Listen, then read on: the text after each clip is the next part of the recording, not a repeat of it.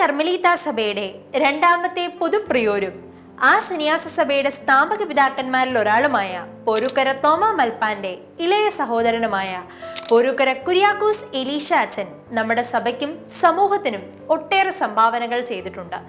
നമുക്ക് ആ സംഭാവനകളിലൂടെ ഒന്ന് കടന്നുപോയാലോ?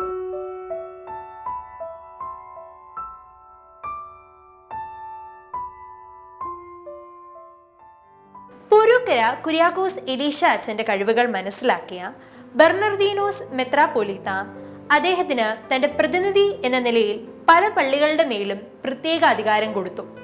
1867 മാന്നാനം സെമിനാരിയുടെ റെക്ടറായി നിയമിക്കപ്പെട്ടതിന് ശേഷം സെമിനാരിയിൽ പല പരിഷ്കാരങ്ങളും അദ്ദേഹം നടപ്പിലാക്കി. മേലു ശീഷ്മയ്ക്കെതിരെ പൊരുക്കയച്ചൻ ഉറച്ചുനിന്ന് പോരാടി. സ്വന്തം റീത്തിനും സ്വജാതി മെത്രാന്മാർക്കും വേണ്ടി റോമിലേക്ക് നിവേദനങ്ങൾ അയച്ചതിന്റെ പേരിൽ 7 പേരെ ബഹിഷ്കരിക്കുന്നത് അച്ഛന്റെ കാലത്താണ്. പ്രസിദ്ധമായ നിത്യാരാധന പുസ്തകവും ശവസംസ്കാര കർമ്മങ്ങളും മരിച്ചവർക്ക് വേണ്ടിയുള്ള ജപങ്ങളും കർമ്മങ്ങളും അടങ്ങിയ അനീത്യ പുസ്തകവും തയ്യാറാക്കി അച്ചടിപ്പിച്ചത് പോരുക്കര കുര്യാക്കോസ് എലീശ അച്ഛനാണ്. തിരുഹൃദയ ഭക്തി പ്രചരിപ്പിക്കുന്നതിലും അദ്ദേഹം പ്രത്യേകം താല്പര്യമെടുത്തു. മുത്തോലി കൊവേന്തയ്ക്ക് സമീപം ഇദ്ദേഹം കന്യകാമഠം സ്ഥാപിച്ചു. ഭാഗ്യക്കുറി നടത്തിയും ഇടവകളിൽ നിന്നും ജനങ്ങളിൽ നിന്നും സംഭാവന സ്വീകരിച്ചുമാണ് മഠം പടുന്നത്.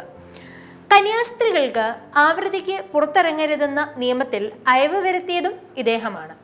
1890 ജനുവരി 7 പോരുക്കര കുര്യാക്കോസ് എലീശ അച്ഛൻ നിര്യാതനായി.